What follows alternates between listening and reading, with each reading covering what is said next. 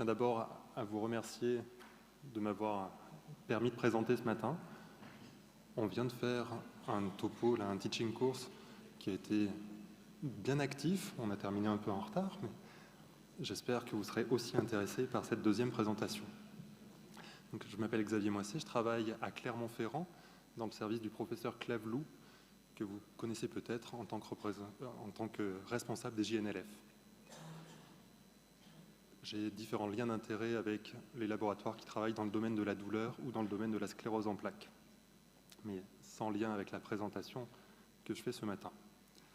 Donc, on va commencer par un cas clinique, même si ça va être compliqué que ce soit vraiment interactif dans cette salle, mais ça permet quand même de réfléchir, savoir quelle serait votre pratique avant de passer à des choses plus théoriques. Donc, cette jeune femme de 29 ans, que vous voyez en consultation, elle fait 93 kg pour 1,65 m. Elle a pris pas mal de poids sur la dernière année dans un contexte de dépression et elle décrit des céphalées quotidiennes depuis 1 mois avec des épisodes d'éclipse visuelle à l'effort depuis une quinzaine de jours. Elle vous raconte que la douleur est majorée en position allongée, la douleur est devenue insomniante et les 2 matins précédant la consultation, elle a vomi. Elle vous décrit une baisse d'acuité visuelle de l'œil droit. Qu'est-ce que vous pensez de la situation? Qu'est-ce que vous feriez au niveau de la prise en charge? Est-ce que vous allez faire une imagerie cérébrale de façon systématique, un fond d'œil, un dosage des dédimères? Est-ce que vous pensez qu'une thrombophlébite peut expliquer ce tableau? Ou est-ce que vous partiriez plutôt sur une rupture d'anévrisme? Merci beaucoup. Ça permettra d'être moins collé à l'écran et vous m'entendrez certainement mieux. Donc, on va passer assez vite. Devant ce tableau d'hypertension intracrânienne que vous décrit la patiente, l'imagerie cérébrale est indispensable. Le fond d'œil va permettre de rechercher un œdème papillaire et de confirmer qu'il y a bien une hypertension intracrânienne avec une répercussion sur l'œil. Et une thrombophlébite pourrait tout à fait expliquer ce tableau. Donc c'est pour ça qu'il va falloir notamment faire l'imagerie. Mais si vous pensez à la thrombophlébite, les dédimères ne vont pas forcément répondre. Donc, on l'a vu dans la session précédente, je remets ce graphe qui sort des recommandations françaises sur la prise en charge des céphalées, et on est dans le cas le plus à droite de l'écran, céphalée inhabituelle d'installation progressive. Il faut systématiquement faire une imagerie, IRM si c'est accessible, ou sinon scanner injecté en regardant le réseau veineux. Si c'est anormal, ça nous donne le diagnostic. Si c'est normal, il va falloir faire une PL avec mesure de pression qui va pouvoir éventuellement nous orienter vers le diagnostic dont on parle aujourd'hui, l'hypertension intracrânienne. Chez cette jeune femme donc en surpoids, vous faites le fond d'œil, il y a bien un œdème papillaire bilatéral, ce qui est le cas le plus souvent, même s'il peut être asymétrique ou unilatéral dans certains cas. Vous faites l'imagerie, ça vous permet d'éliminer une thrombose veineuse cérébrale. Et les dédimères ne sont pas un très bon examen quand il y a une céphalée isolée, parce qu'ils vont être négatifs dans 20% des cas. Chez cette jeune femme, vous n'avez pas de signe d'hydrocéphalie, pas d'anomalie de circulation du LCR, pas de tumeur. Quelle va être à ce stade-là, donc avec l'œdème papillaire bilatéral qui est confirmé, l'IRM qui élimine la tumeur, un trouble de circulation du LCS ou une malformation? Quelle est votre hypothèse diagnostique principale? Et on va passer très vite parce que c'est le but du topo, c'est de parler d'hypertension intracrânienne idiopathique. La sémiologie typique, c'est le syndrome d'hypertension intracrânienne. Les céphalées, il peut y avoir des vomissements en jet qui soulagent temporairement, l'atteinte du champ visuel, l'œdème au fond d'œil et la baisse d'acuité visuelle. Si on regarde les grandes séries d'hypertension intracrânienne idiopathique, les céphalées sont quasi systématiques. Mais il peut y avoir quelques cas d'hypertension intracrânienne sans céphalée qui vont être révélés plutôt par le côté visuel, baisse d'acuité visuelle ou diplopie, en général par atteinte du 6. On va voir si l'image revient. Il y a d'ailleurs un poster qui était affiché hier qui parlait d'un cas d'hypertension intracrânienne idiopathique sans céphalée.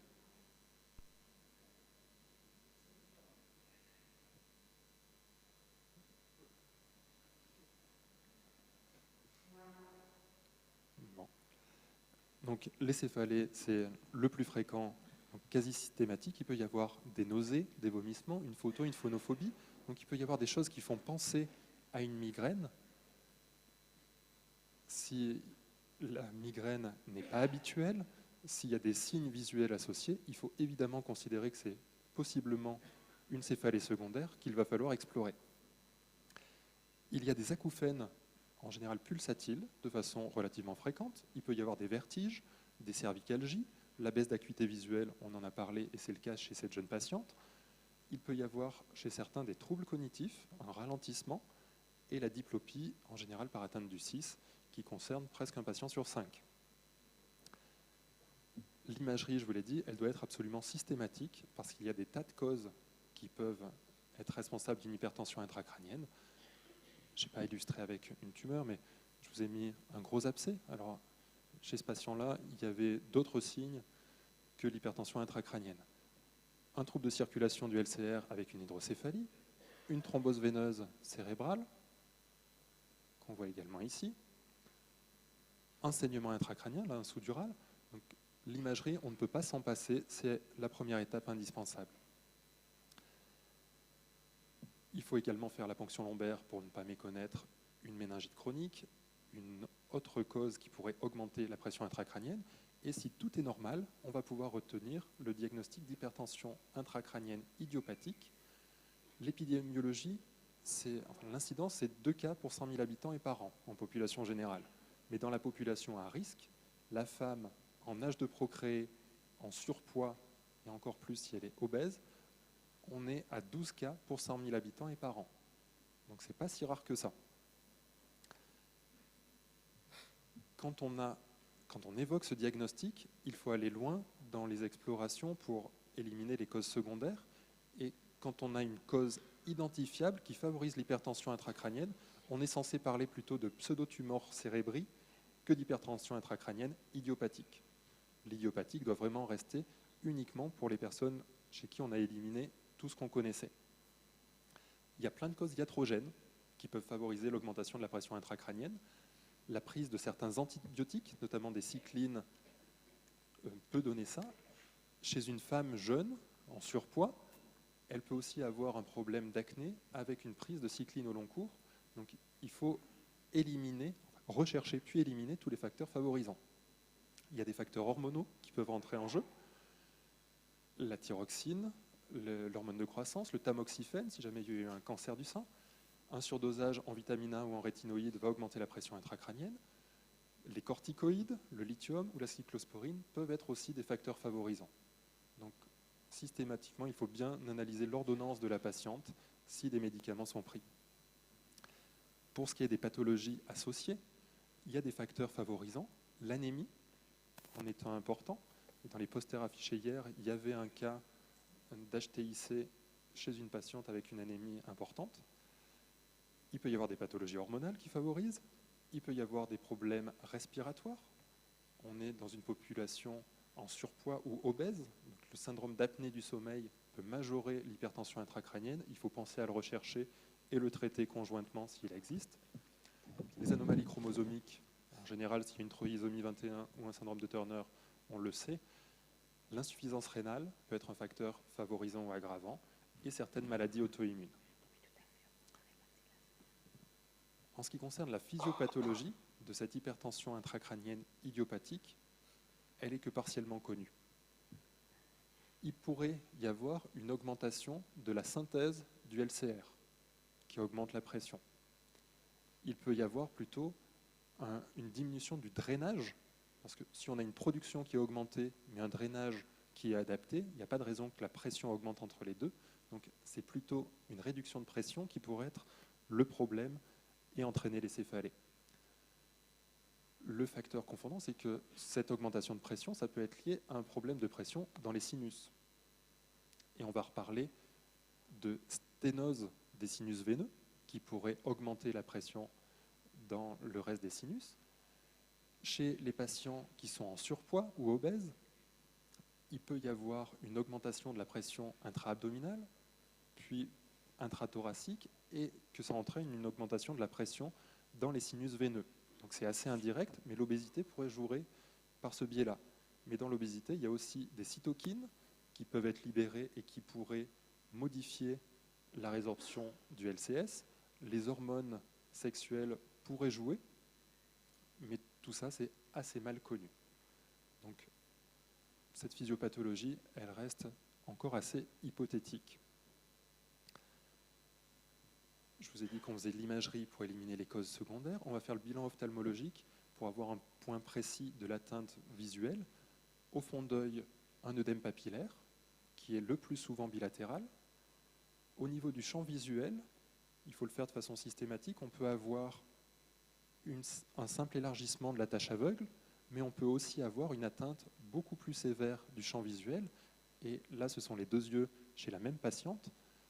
Donc, l'atteinte peut être asymétrique et la gêne peut être différente entre les deux yeux chez la patiente.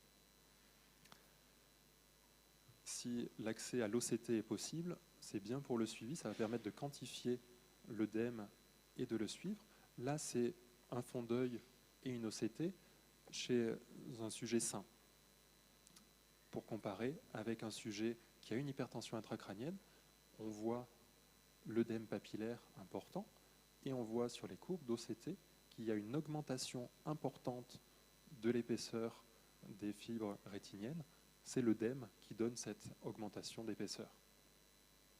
Donc ça permet d'avoir un suivi quantifié assez précis si on peut avoir des OCT répétés. En ce qui concerne l'imagerie, je vous ai dit qu'elle permettait d'éliminer un bon nombre de diagnostics, toutes les causes secondaires, mais il va y avoir aussi des signes en faveur d'une hypertension intracrânienne idiopathique.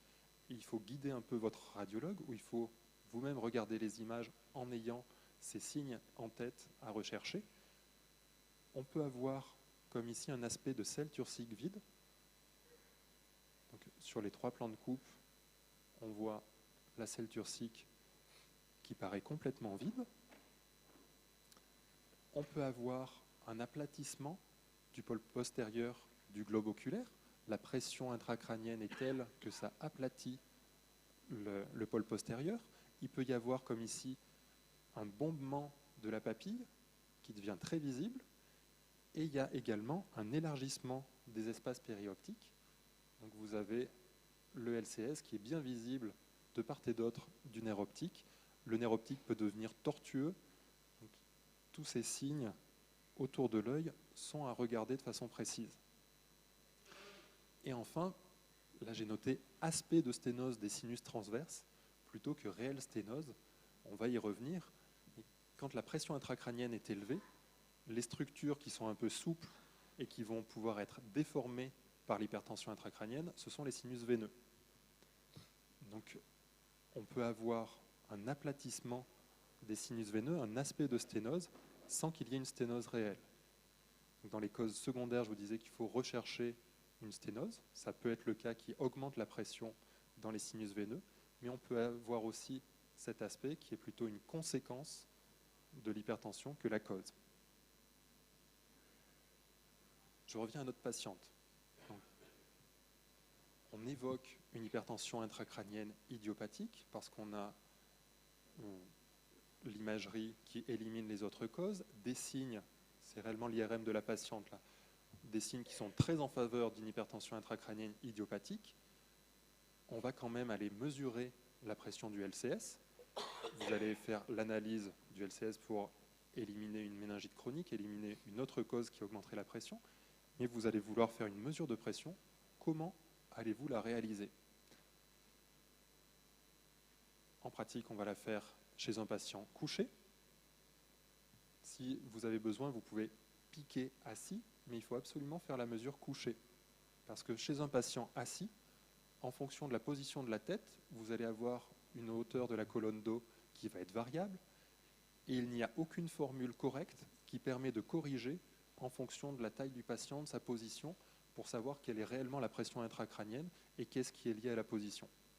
Donc, Si vous n'êtes pas à l'aise pour piquer allongé, vous avez le droit de piquer assis, puis de coucher le patient, mais la mesure doit absolument être faite en position allongée. Et on retient le diagnostic d'hypertension intracrânienne si le LCS remonte dans votre tubulure de plus de 25 cm, donc 250 mm de LCS dans les recommandations. L'aiguille à préférer pour réaliser la ponction lombaire, c'est l'aiguille dite atraumatique. J'en ai parlé dans la session juste avant. Je tiens à l'utilisation de ces aiguilles. Dans les ponctions lombaires diagnostiques, pour éviter des complications potentielles, il faut utiliser ces aiguilles qui rendent le risque de syndrome post-ponction lombaire beaucoup moins fréquent que les aiguilles biseautées. Il y a une très belle revue dans le Lancet, publiée en début d'année, qui montre l'intérêt de ces aiguilles. Et je vous montre les 3 types d'aiguilles dont on peut disposer. Les grosses aiguilles jaunes, les 20 gauges, qui doivent être bannies pour les PL diagnostiques. Ça doit être utilisé uniquement pour des ponctions lombaires déplétives parce qu'on est à 30% de syndrome post-PL avec ces aiguilles. Les aiguilles le plus fréquemment utilisées, les aiguilles noires, qui sont des aiguilles biseautées de 22 gauges, on est encore à 10% de syndrome post-PL. Et les aiguilles atraumatiques, les aiguilles orange, qui sont ici, on est à 2% de syndrome post-PL. Mais ces aiguilles très fines nécessitent l'utilisation d'un introducteur. Donc il y a un petit apprentissage à avoir. Après, on a le même taux de réussite une fois qu'on a appris à les utiliser. Donc l'introducteur va permettre de passer la peau et le ligament interépineux. On s'arrête dans l'espace en interépineux et on va passer à l'intérieur de l'introducteur la deuxième aiguille, très fine, avec sa pointe conique, qui va aller passer la dure-mère et permettre le recueil. Donc, avec ces aiguilles fines, pour la mesure de pression, c'est tout à fait faisable. L'équilibre va se faire un petit peu plus lentement qu'avec une aiguille de plus gros diamètre, mais si vous utilisez une tubulure assez fine à l'arrière de votre aiguille, en 2-3 minutes, votre équilibre va se faire et vous pouvez avoir une mesure de pression tout à fait faisable avec ces aiguilles toutes fines. Je reviens à notre patiente et à son hypertension intracrânienne idiopathique.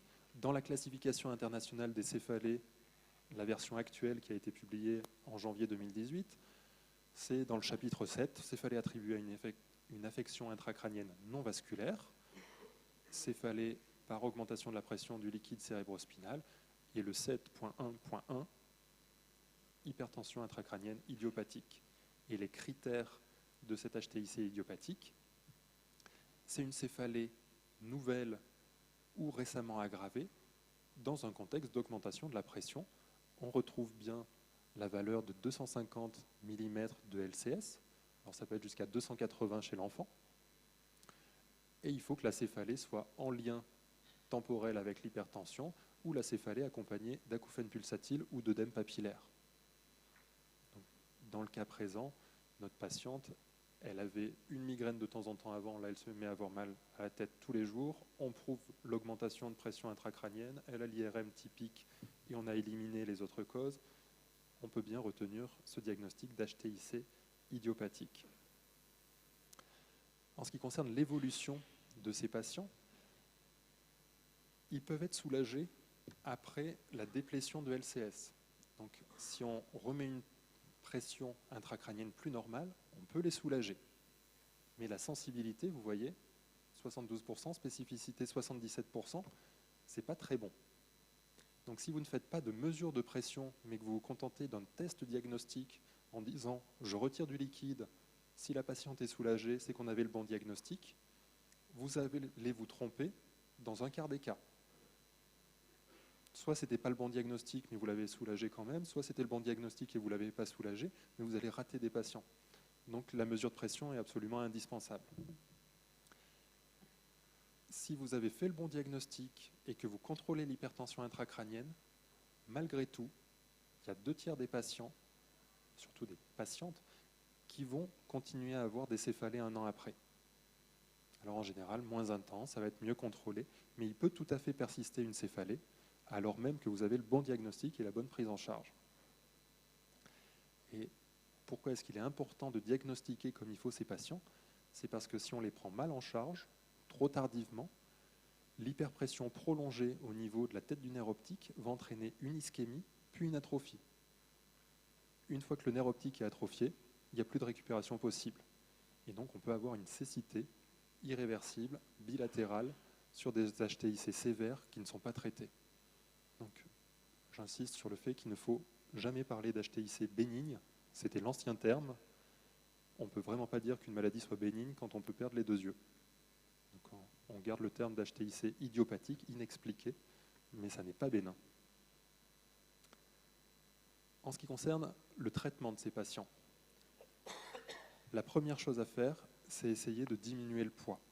Et il a été bien montré que quand on diminue d'au moins 5%, on a un effet sur l'œdème papillaire, sur le champ visuel, on va protéger l'œil. Mais ce n'est pas évident de faire maigrir des gens rapidement et de façon durable. Là, la plus belle étude qui a été faite, c'était du 425 calories par jour pendant 3 mois. Et les patients ont perdu en moyenne 15 kilos. Je ne sais pas si vous voyez vraiment ce que ça représente, 425 calories par jour. Il ne faut vraiment pas manger grand-chose. Il y a un risque carentiel qui n'est pas négligeable.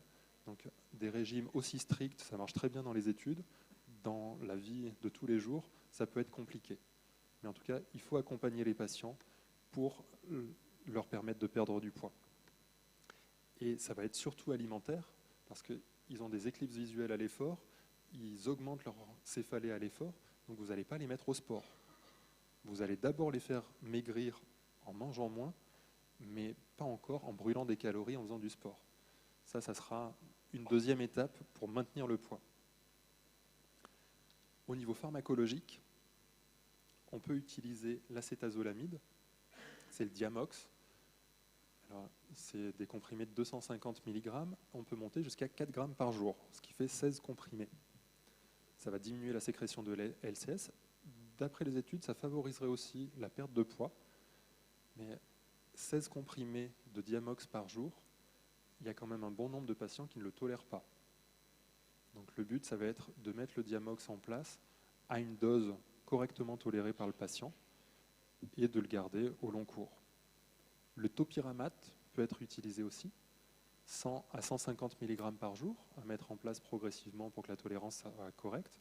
Et là, c'est connu aussi que ça a un petit effet anorexigène, ça peut contribuer à la perte de poids.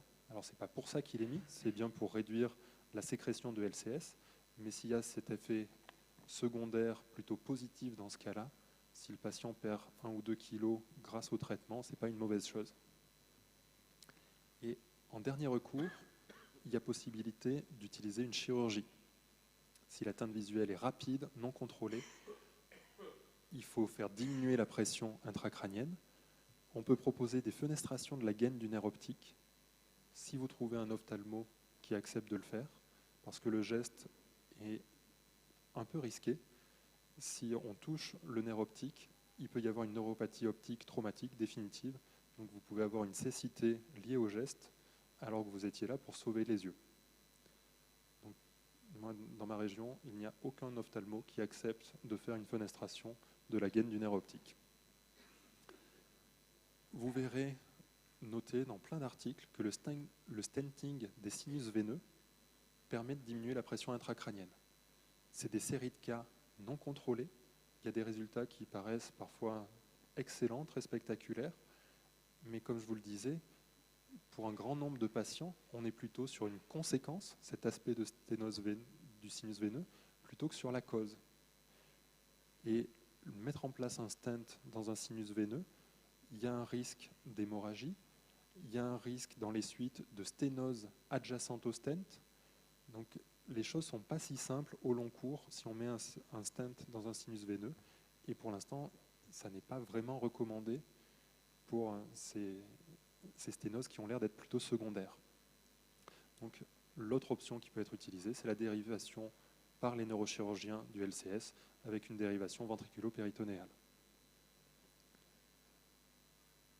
Je reviens à notre patiente. Donc, à 29 ans, découverte de son hypertension intracrânienne idiopathique. Les symptômes régressent tous après le traitement par acétazolamide, topiramate et la perte de poids. Elle avait perdu une douzaine de kilos en 1 an, puis elle a recommencé à prendre du poids progressivement Et là, elle est enceinte de 3 mois. Pendant tout le premier trimestre, elle a eu tendance à manger pas mal. Elle a pris 7 kilos. Elle est revenue au-dessus des 90 kilos. Et elle a une récidive des symptômes. Céphalée, œdème papillaire.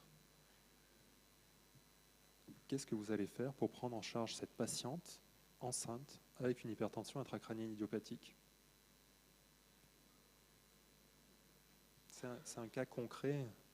C'est réellement l'histoire de notre patiente.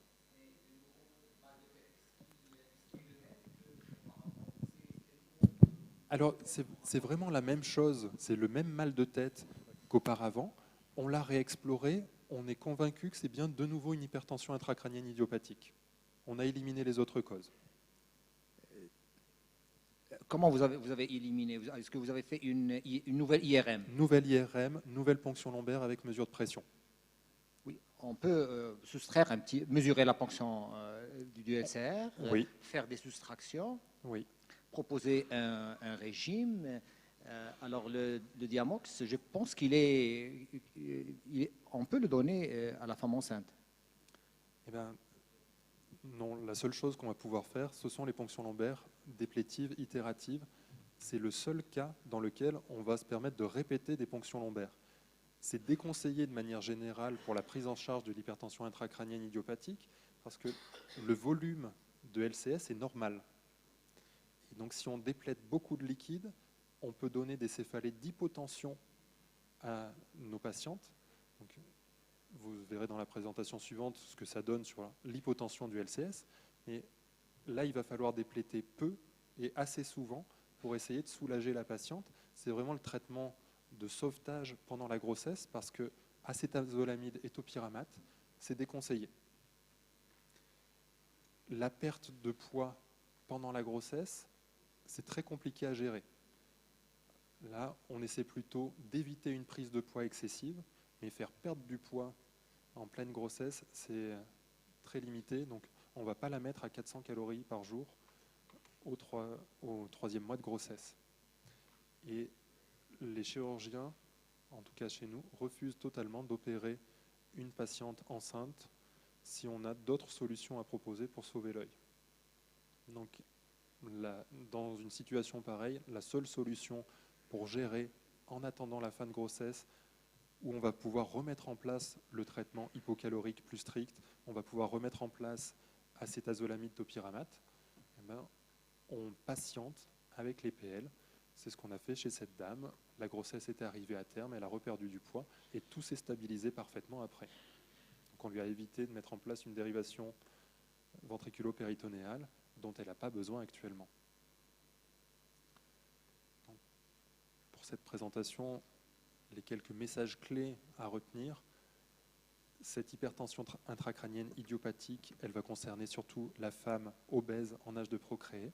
Cliniquement, on a un syndrome d'hypertension intracrânienne.